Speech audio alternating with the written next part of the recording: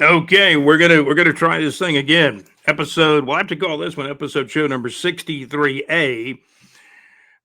I think I kind of ran out of gas in 63. Man, the cough was getting ready to hit me, and I said, "Well, we'll just pick it up with where we left off." I've been getting over a cold for several days now, and every now and then I get choked up, you might say.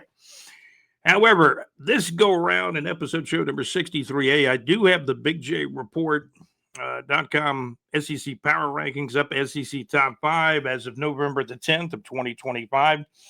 Texas A&M number 1 in the SEC at 9-0. Alabama number 2 at 8-1. Ole Miss number 3 at 9-1. I heard rumors in the last 24 hours that Lane Kiffin might stay at Ole Miss.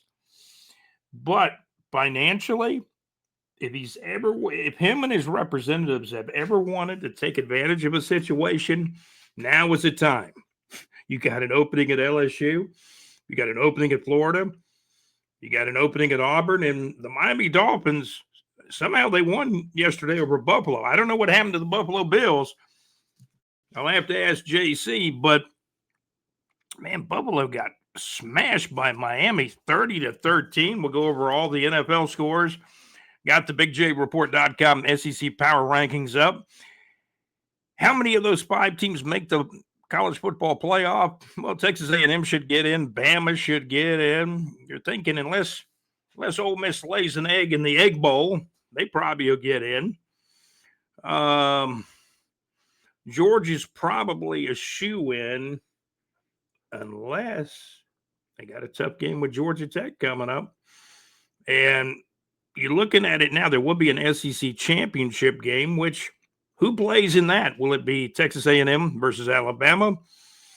Ole Miss versus Texas A&M? Could Georgia somehow win out?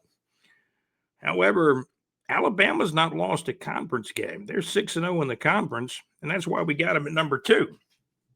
They won a close game over Georgia. Alabama's undefeated in the conference. Their only blemish was the opening game loss against Florida State, which was a non-conference game. So, basically, you look at Bam and DeBoer has rallied the troops, and they've gotten better and better. And how far will Alabama go? I don't know. I don't know. Texas A&M looks pretty good. I mean, Texas A&M, for my money, had a big test at Missouri, and they won that game huge. They won by, 21 points? Like 38-17, I believe, or something like that. But Texas A&M's 9-0. They're undefeated in the conference. They're undefeated overall. Bama's 8-1 overall, 6-0 in the SEC. The rest of the teams have at least one loss or more. So we got Texas A&M number 1, Alabama 2, Ole Miss 3, Georgia 4. I think I kind of dropped Georgia a little bit lower because Georgia had they blew out Mississippi State by like 20 points, but Georgia kind of had a downer a bit against Florida, but they won the game. You got to win the game, right? So we got Georgia at 4, Texas at 5, Texas is 7-2. And on the bubble, you got Vandy, Oklahoma, and Tennessee. Vandy's had a great season. I think Vandy is 8-2. Their head coach Lee, what's the guy's name? Charlie Lee. He was an old fullback at Vanderbilt probably like 20 years ago. Now he's their head coach, and he's done a great job. Probably get a new contract. He might be the type of guy that would stay at Vanderbilt. He played there. He played fullback at Vanderbilt. On the bubble, Vandy, Oklahoma's probably had a little bit of a better year than people thought they would. And the Tennessee Vandy game will probably be huge. I got Vandy, Oklahoma, and Tennessee on the bubble, like 6, 7, and 8 in the rankings. And we gave you our top 5: Texas A&M 1, Alabama 2, Ole Miss 3, Georgia 4, Texas 5. And I looked at all the conference teams, and Florida's not in the top 10, especially after getting blown out against Kentucky 38-7 on the road. And we know that Florida right now after firing Billy Napier a couple of weeks ago. They've got an interim coach leading their team. So we don't know who the new coach would be. Florida's first choice, I think without a doubt, is probably Lane Kiffin. But Lane Kiffin has choices too. LSU, Florida, Auburn, the Miami Dolphins, all four of these entities would take him. So the representative is going to go to Lane Kiffin and saying, hey, this is the most money, the best opportunity. You got more teams and entities that want you than maybe you would have next year. So if he's going to leave, this would be the time. Talking about Lane Kiffin. So we got the SEC power rankings up there. Hope you had a chance to see them. We did go over the power rankings. I may take the power rankings down now. Now the other question is, who will the Florida Gators hire as their new head coach? Let us know in the comments. Will Lane Kiffin go to Florida or will he go to LSU? Will he stay at Ole Miss? I heard a deal where he could have already gone to Auburn, a year back, or, Hugh Freeze, man, he had a rough 4 years. He didn't even make it 4 years. All these guys this was actually Hugh Freeze's fourth year, I believe, right? Was it his fourth year? Napier finished 3.5 years at Florida. Brian Kelly, 3.5 years. Brian Kelly's got $54 million coming. Napier's got $20 million or more coming. It's just ridiculous college football. My thing would be Florida. Go get a guy that's really hungry to come to Division I. A guy that played at Florida, Kerwin Bell, if you can't get Lane Kiffin. There's other guys out there, Jed Fish at Washington, but, he's lost, I think, 2 or 3 games in the Big Ten. The Iowa State coach, I like him, but he's lost a few games this year. And, a lot of people said they thought that Drinkwitz from Missouri may be the guy at Florida if Lane Kiffin doesn't come. And, heck, he got blown out by Texas A&M. You're only as good as your last game, right? Something like that. Put in the comments, who will Florida hire as their new Gator football head coach? What's your opinion? Please put them in the comments. Give us a thumbs up. I've been experimenting, and I'm not even on the camera right now. I'm on the camera, but I'm not in the box there. So we've been experimenting how to run this podcast, and we've been doing the YouTube stuff for over a year now. We're trying to get better at it. We've got a lot of people that tune in. I mean, we've got a good amount of subscribers, so please subscribe to the channel as well. We talk football. We talk concerts in North Florida. Leonard Skinner just had their show a couple of nights ago. The cold weather has moved in. Now it's 46 in Jacksonville. We hit a low like at 4 o'clock in the morning at 59, and now it's 7:20 in the morning. It's 46 degrees, clear, breezy, and much colder. Today's high was 59. Late tonight, going to get down to about 33 or 32 in Jacksonville, Florida, and North Florida. So that's some of the things going on. We'll talk NFL. Jaguars lost. What a way to lose. The Texans outscored the Jaguars 26-0 in the fourth quarter. It was a colossal collapse by the Jacksonville Jaguars. I missed the extra point after the Jaguars were winning 29-10. I walked outside for a moment. I asked Gaylor, I said, what happened? They went for 2? I don't even know at that point in the game why you would go for 2 points. Get to 1 point, you're up 30-10. I think that was a bad move, a bad coaching error. Of course, those guys around the water cooler on Monday morning after it's all happened, we can give you our opinion. But, you start going for 2-point conversions, and then all of a sudden, instead, you could have had, 2 extra points, and been at 30 or 31, right? Something like that. The Jags have been going for 2. Probably that was too early to do that. Unless it's late in the game, very late, much later in the game. I mean, it was in the third quarter because the Jaguars didn't score any more points in the fourth quarter. I think the Jaguars had a total amount of offense of 1 or 2 yards in the fourth quarter. It was a collapse. The Jaguars offense could not put the game away. The defense appeared to get gassed at the end, and again, the defensive line has their issues at times anyway. We're taking a look at the standings. The AFC South. I was looking at the AFC South standings when the episode show 63 we kind of quickly went out, and now we're back. These things happen on YouTube. Indianapolis, they won in Germany. They beat the Atlanta Falcons. I got the scores, by the way. The awful Jaguars stat that just stares out at me is the Texans 412 total yards, and the Jacksonville Jaguars 213 yards. 99% of that they got in the first three quarters of the game. Both teams had 2 turnovers. The Texans knocked down 27 first downs. The Jaguars 19 first downs. AFC South standings, Indianapolis Colts, who beat the Atlanta Falcons in a game that was played in Germany. The Indianapolis Colts are 8-2. Jacksonville Jaguars. Can you imagine if the Jaguars had a loss to the Raiders the week before by 1 point instead of winning that game by 1 point? I'm going to tell you right now, the Raiders and the Texans are not very good. The offense needs to put these games away, and they have not. So I will be on Trevor Lawrence, the offensive line.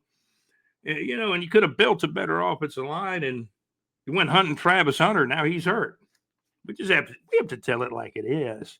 Brian Thomas Jr., he's got an ankle bothering him. He didn't play.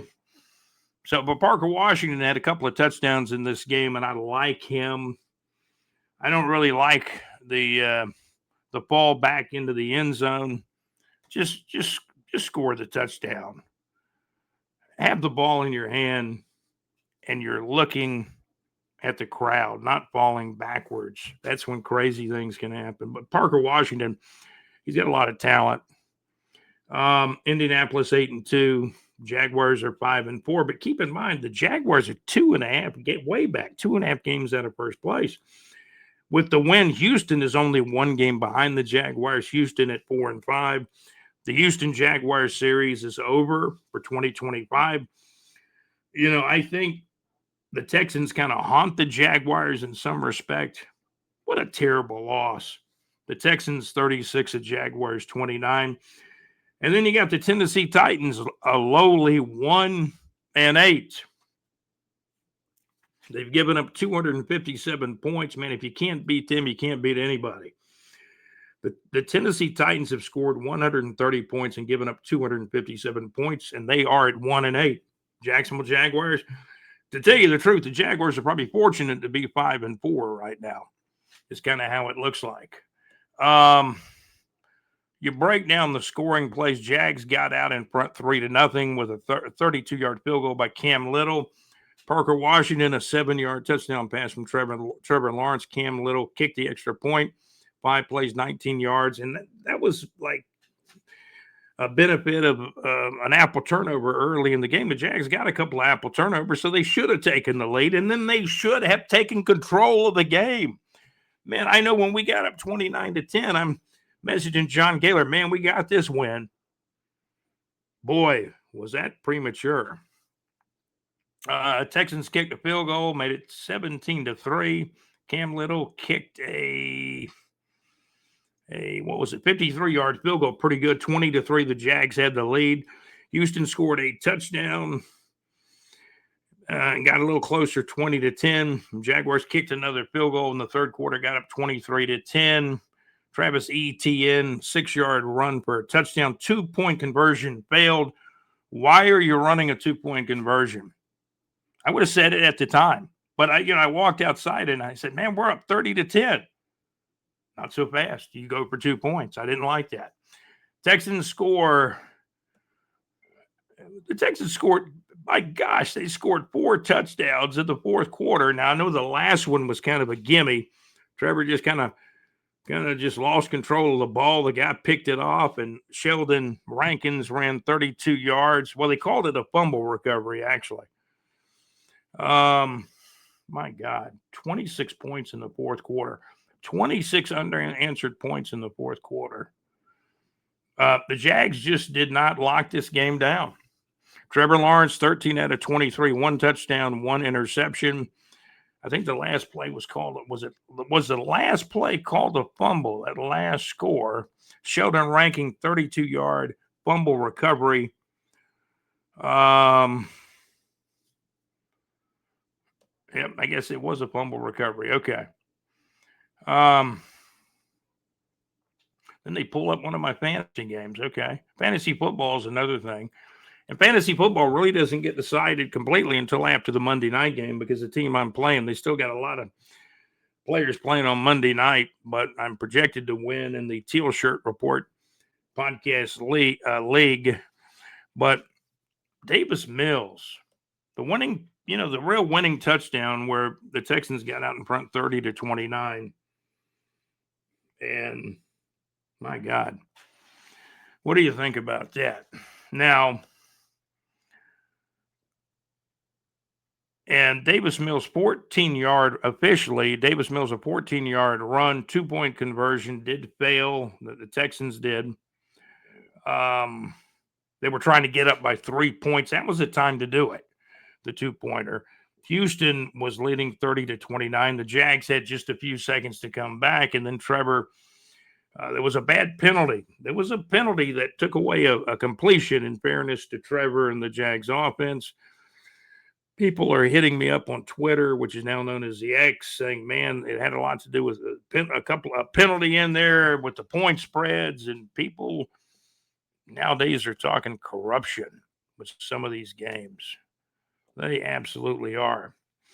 So I've been experimenting, JC. My face is not in the, on screen now. I'm just moving some stuff around, and man, the Jaguars lose 26-0. The Texans outscored the Jaguars in the fourth quarter.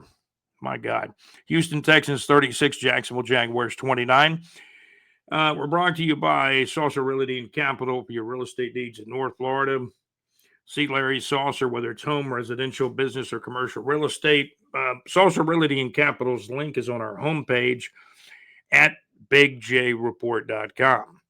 Scoreboard, Houston Texans 36, Jacksonville Jaguars 29 on Sunday, November the 9th. Other scores in Germany, Indianapolis Colts 31, Atlanta Falcons 25, New Orleans Saints 17, Carolina Panthers 7, the Miami Dolphins 30, Buffalo Bills 13. Man, are the Miami Dolphins like a Jekyll and Hyde team or what? They're really bad sometimes, and other times they have a good day. Miami Dolphins, but, I think in the grand scheme of things, the Miami Dolphins are not going to have a winning year. But they played good in this one, apparently, and maybe Buffalo had a stinker. Miami Dolphins 30, Buffalo Bills 13. Last Thursday night, Denver won a defensive struggle with the Raiders. The Raiders are not very good. Denver's got a good defense. They clamped down on the Raiders. The Denver Broncos 10, the Las Vegas Raiders 7, the final score. Sean Payton has ever so gradually made that team better and better. He's been the Denver coach now for 4 or 5 years, I believe. Man, would have loved to have had him in Jacksonville. So, the Jags are 5-4. Maybe there may be better. The record is maybe better than it should be at this juncture. The Jags got some ample turnovers in the game early. Interception, got a fumble, got off to a lead, but they could not hold the lead. They could not close out the game. The Jags offense could not close out the game. Got Davis Mills, takes off 13 or 14 yards, finds a lane. Got a couple of defensive linemen. They can't catch him. Trayvon Walker said, oh, man, he's past us. He's going down that lane. And Davis Mills beats you. The backup quarterback beats you. The defense was gassed. I mean, the Jags had basically 3 and outs the entire fourth quarter. The entire fourth quarter. We're also brought to you by the MadMaxMix.weebly.com. Check out Mad Max's show on Wednesday nights. You'll love the show. Man, he plays requests for me. Whether it's Leonard Skinner, ARS, Steely Dan, Pink Floyd, Max will play the Allman Brothers, George Harrison, all kinds of great songs. And he'll play your request on Wednesday nights. JC will play your request on Thursday nights live from the pub with JC at LakeUfallahits.com. Great internet radio where it's all good. Both of these shows actually start at 6 o'clock Central Time, 7 o'clock Eastern Time. Mad Max and the Mad Max Mix on Wednesday nights at madmaxmix.weebly.com. JC show live Thursday night from the pub at lakeufallahits.com. Great internet radio where it's all good. There's links to the show. You can go to, I recommend this, go to bigjreport.com. Scroll the Neighbors 2 section for the concerts, and you'll find links to Mad Max's show, which would be madmaxmix.weebly.com. Links to the Thursday night show with JC at lakeufallahits.com. Great internet radio. Both of those links are available on the Neighbors 2 section at bigjreport.com. There's a little bit of an article about Mad Max in the Outside the Box section, and there's a link for his show in the Outside the Box section at bigjreport.com as well. Who does the Florida Gators hire as their next coach? I guess it's up to Lane Kiffin. If Lane Kiffin does not take the job, they got to hire somebody, right? Jed Fish from Washington, maybe. Drinkwitz from Missouri. Oh, man, his team didn't play well against Texas A&M. I think Kerwin Bell out of Western Carolina. I mean, this is a long shot. Kerwin Bell is a long shot, but he's won everywhere he's been. He's won at JU. I think he started the football program at JU, I believe, or helped start it. And then the program, after Kerwin left, the program did end due to financial difficulties with running a football program at JU. They just didn't have the money to run a football program. Then Ed Kerwin was at JU for many years, won a lot of games. He went to Valdosta State after he left JU, won a national championship for Valdosta State. And and I should know this, but they're either at Division II or Division III, somewhere in there, but they won a national championship. Mike Leach, the Pirate, used to be an assistant coach at Valdosta State under Hal Mumme. So there's some pretty good tie-ins with Valdosta State. Kerwin got a national championship at Valdosta State. Then he headed up the road to Western Carolina. I don't think Western Carolina's ever won before until Kerwin Bell got there. And he's got an extension in Western Carolina. I think he's under contract through 2030. Kerwin Bell makes about $200,000 a year. I'm going to tell you right now, you hire Kerwin Bell at Florida, you could have magic. He's a former University of Florida Gator quarterback back in the late 80s.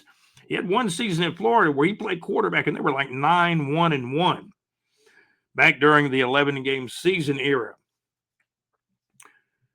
I like Kerwin Bell. If the fan base got behind Kerwin Bell, man, I think he could do some incredible things. You're not going to have to pay Kerwin Bell anywhere near the money you pay Lane Kiffin or most of these other guys. Kerwin would love the job. Football is about emotions and momentum, and I think it would be a sentimental and emotional hire. And I think he'd do great things at Florida. He'd finally have some Division I players to work with, Kerwin Bell. Well, we're about 23 minutes in, JC. We appreciate you being our executive producer. Want to thank Alex Nunry. John Gaylor, thank you so much for the comments. Our messaging during the Jags games. Jags lose 36-29. Did I mention all the scores? Probably not. Houston Texans 36, Jacksonville Jaguars 29. In Germany, of all places, Indianapolis Colts 31, Atlanta Falcons 25, New Orleans 17, Carolina 7, Miami Dolphins 30, Buffalo Bills 13.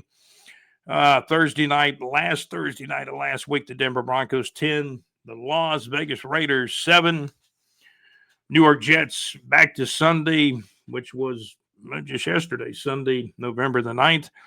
New York Jets 27, Cleveland Brownies 20. Baltimore Ravens, I believe, got their quarterback back. Now they're playing better football. Baltimore Ravens 27, Minnesota Vikings 19. New England on top of Tampa Bay. That's a good win for New England. New England 28, Tampa Bay Bucks 23. More scores from Sunday. Let me see what we got here. Okay, Chicago Bears. And, they hired the guy the Jaguars originally wanted, the first choice. And the Bears are starting to win. Bears beat the Giants. Gosh, let me pull up that score. Was it 20? Was it 24-20? I believe it was. I've got the scoreboard up. Let's take a look. Yeah, it was the Chicago Bears. I'm kind of filling out my scoreboard right now. Chicago Bears 24, New York Giants 20, Seattle Seahawks 44, Arizona Cardinals 22. Los Angeles Rams got a good football team. They beat the San Francisco 49ers. The LA Rams 42, the San Francisco 49ers 26. I hear Brock Purdy may be back soon. Did somebody say yesterday Brock Purdy may be back next week, I believe, for the 49ers? Detroit Lions playing good football. They beat a team in the Commanders. They're not playing as good this year. They've had injuries, as you know. The quarterback is hurt. Detroit Lions 44, Washington Commanders 22. The LA Chargers dumped the Pittsburgh Steelers. Pittsburgh not playing as well as a lot of people thought they would. Herbert, their quarterback's playing well. LA Chargers 25, Pittsburgh Steelers 10 on Sunday. And I think that's most of the NFL scores. Thanks to our sponsors, Saucer Realty and Capital, the MadMaxMix.weebly.com, and by Live from the Pub. John Gaylor loves Live from the Pub with JC. And also, John Gaylor says he's going to listen to Max's show on Wednesday night too, the MadMaxMix.weebly.com. Special thanks to our sponsors, Saucer Realty and Capital, as well. We got the sponsors on our scroll at the bottom of the screen. We appreciate you guys listening. Appreciate you watching. I've got a nice downtown scene of Jacksonville in the background. And we appreciate you guys tuning in to the Teal Shirt Report podcast. What can you say? Parker Washington got a couple of touchdowns. He was getting it done on his end, but the offense ran out of gas in the fourth quarter. The defense ran out of gas basically because the offense is going 3 and out. They're not controlling the football in the fourth quarter. I think I heard the Jags might have got 1 or 2 yards of total offense in the fourth quarter. You can't win a game playing 3 quarters, but you had a 29-10 lead and you lose it. As again, the Houston Texans are really a nemesis of the Jaguars in Houston, come from behind and win the game. Houston Texans 36 of Jacksonville Jaguars 29. We're 27 minutes in. We've been eloquently produced by our executive producer, JC. JC, what happened to the Buffalo Bills? Man, I'm going to have to talk to you this week and see what's going on because you know, JC, two heads are better than one. And Buffalo must have had a bad game. I mean, you look at the scoreboard, this one kind of was a shocker. Miami Dolphins 30, Buffalo Bills 13. As equal as if you're watching the Jaguars game in the third quarter, Jags got a 29-10 lead. I had to take 30 off the scoreboard. I put 30 up there. I thought the extra point was kicked. And Liam Cohen goes for 2. What was all that about with a 29-10 lead? I did not like that at all. I did not. We're eloquently produced by executive producer JC. Also by Alex Nunry. I know Alex Nunry's rooting for Lane Kiffin to be the Gator head coach. I'm kind of rooting for Kerwin Bell. Boy, Bell was a great walk-on quarterback at Florida, had a 9-1-1 record in one of those years back in the late 80s. He's been a good head coach. He's won everywhere he's been. But I do know he's not been at the Division I level as a head coach. So he's a long shot. Kerwin Bell is my long shot. Who's going to get the Gator job, the Gator head coaching job? Lane Kiffin apparently is the number 1 choice, but he may be LSU's number 1 choice. He may be Auburn's number 1 choice too. And I've heard tell that the NFL, maybe the Miami Dolphins are looking for a coach/GM if Lane Kiffin wants to go back to the NFL. He was briefly a head coach in the NFL, as you know, many, many, many years ago when he was a very young coach. Or does Lane Kiffin say, man, I'm staying at Ole Miss? He's got choices. He's got a lot of choices. And the money, apparently Florida's got like over $80 million. I think I've heard anywhere from $81 to $87 million. And these were from good sources. Yeah, I heard Buddy Martin's show. Buddy Martin and Franz Beard were talking about the money for Lane Kiffin. And it's a done deal. But they got the money waiting on Lane Kiffin if he wants to take the job. My name is Scott. I'm your host. for the Teal Shirt Report podcast. I love to quote other people, but I mean, they're on the air doing podcasts just like I am, Facebook live stuff, whatever the case may be. And should we put the thing? Florida's not in the top 5, but there they are. The top 5 in college football: Texas A&M number 1 in the SEC, Alabama 2, Ole Miss number 3 in our BigJReport.com SEC power rankings, SEC top 5. Texas A&M number 1, Alabama number 2, Ole Miss 3, Georgia 4, Texas 5, and you got Vandy, Oklahoma, and Tennessee on the bubble. We'll talk more SEC football next time around. This is episode show number 63. We'll call it 63A, right? We did a 63, and then we kind of started over. Now we're doing a 63A. Want to continue to salute probably my favorite number 63, Big Willie Lanier. He was described by Ken Stabler as being like a Coke machine with a head because, man, he would hit some people. You ran into a brick wall with Willie Lanier. He was a great NFL football player, back in the late 60s and early 1970s. That's going to do it for the Teal Shirt Report podcast. I am your host, Scott. Again, thanks to our executive producer, JC, also Alex Nunnery, and John Gaylor. Thank you for being a contributor and correspondent to the Teal Shirt Report podcast and BigJReport.com. High school football coming up, Eufaula, Alabama. Did you notice how I pronounced that, Alex? Eufaula, Alabama Tigers have been eliminated from the playoffs. They kind of got blown out last week. Ed White will play Pine Forest this upcoming week. We've got high school football scores and even some of the playoff scores up on our website at BigJReport.com.